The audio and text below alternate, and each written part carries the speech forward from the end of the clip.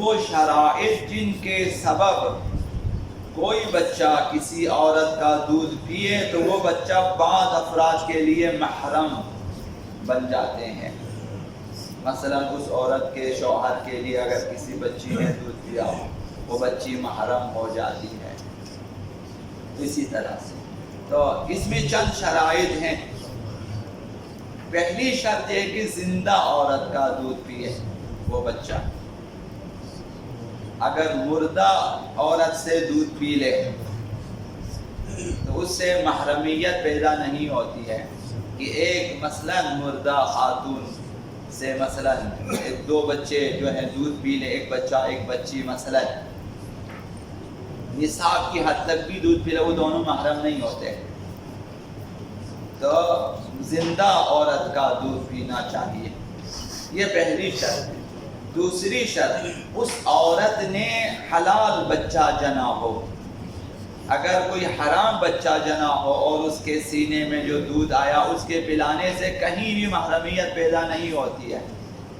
مثلا ایک کسی کا بچہ کسی کی بچی اس عورت کا دودھ پی لے، وہ دونوں محرم نہیں ہوتے چونکہ اس عورت کا دودھ حرام ہے، یعنی حرام بچے سے وہ دودھ بنا ہے، حرام بچہ جنا ہے اس نے۔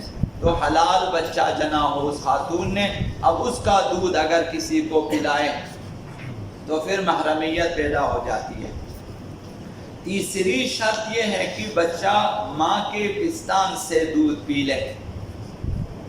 اب جس نے بھی پیا ماں کے اس خاتون کے پستان سے منہ لگا کر دودھ پیا ہو، اگر دودھ دھو کر کہ گلاس میں ڈال کر پلائے یا فیڈر میں ڈال کے پلائے اس سے محرمیت پیدا نہیں ہوتی ہے۔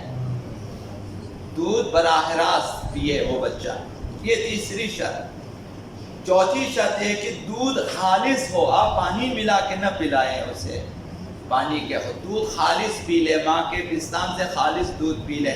اگر ملاوٹ ہو کسی چیز کے ساتھ ملا کر اگر پلائے مثلا تو وہ محرمیت پیدا نہیں ہوگی جتنا بھی دودھ پی لے۔ پانچویں شرط یہ ہے کہ بچے کی عمر 2 سال مکمل نہ ہوئے ہوں، اس سے پہلے دودھ پی لے۔ 2 سال کے بعد بچی جس قدر کسی کا بھی دودھ پی لے محرمیت پیدا نہیں ہوگی، محرم نہیں بنے گا وہ کسی کا۔ تو 2 سال سے پہلے کسی خاتون کا دودھ پی لے تب وہ بچہ محرم بنے گا بعض افراد کا۔ اور چھٹی شرط یہ ہے کہ بچہ دودھ پینے کے بعد الٹی نہ کرے۔ اگر دودھ پیا پھر الٹی کیا پھر نصاب پورا نہیں ہوگا، پھر محرم نہیں بنے گا۔ اور ساتویں شرط یہ ہے کہ ایک ہی شوہر کا دودھ ہو۔ یہ شوہر کا دودھ کہلاتا ہے شرعی اصطلاح میں کہ مثلا 2 شوہروں کا دودھ اس ایک عورت میں جمع ہو جائے۔ صورتحال یہ ہے کہ بچہ جنا کسی شوہر سے اور اس نے طلاق دیا اور پھر عدت کے بعد اس کے سینے میں پہلے شوہر کا دودھ موجود ہے، اس نے دوسرا شوہر کیا مثلا اس وقت تک جب تک وہ خاتون حاملہ تھی وہ دوسرے شوہر سے، تب بھی اس کے سینے میں پہلے شوہر کا دودھ ہے۔ اب جب بچہ جنا پھر وہ دوسرے شوہر کا دودھ ہے، تو اگر ایک مقدار پہلے شوہر کے بچہ جننے سے پہلے جو دودھ ہے وہ پہلے شوہر کا ہے وہ پئیں، پھر بچہ جننے کے بعد دوسرے شوہر کا دودھ کہلاتا ہے وہ پئیں تو محرم نہیں بنے گا۔ ایک ہی شوہر کا دودھ ہونا چاہیے، یعنی بیچ میں اس خاتون نے شادی کر کے جو ہے حاملہ ہو کر بچہ نہ جنا ہو، یہ مسئلہ۔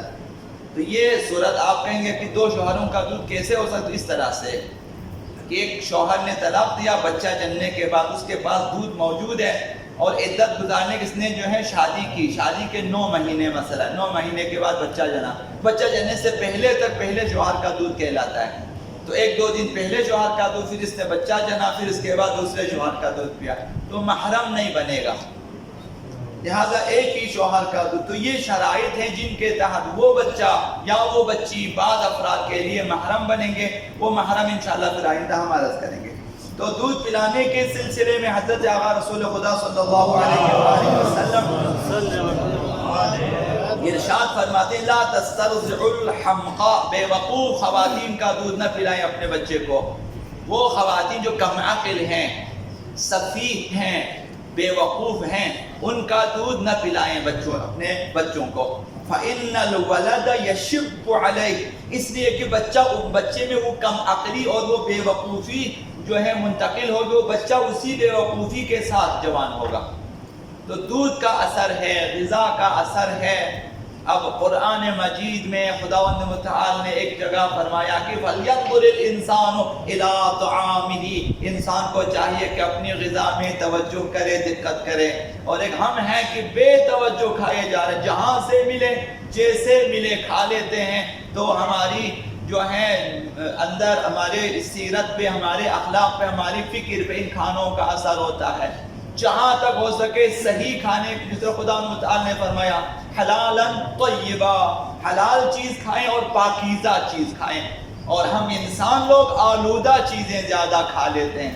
تمام کولڈ ڈرنکس آلودہ ہیں، آلودہ چیزیں کہلاتی ہیں، اور ہم شوق سے پیتے ہیں. اس کے بغیر ہماری شادیاں نہیں ہوتی ہے، اس کے بغیر ہماری مہمانی نہیں ہوتی ہے. مثلا اسی طرح سے فاسٹ فوڈز وغیرہ جتنے بھی ہیں، بہت ساری چیزیں آلودہ ہیں. اور لہذا بے وقوف خواتین کا دودھ پلائیں تو بچے میں بے وقوفی پیدا ہو جائے گی. دوسری حدیث میں حضرت آقا امام باقر علیہ السلام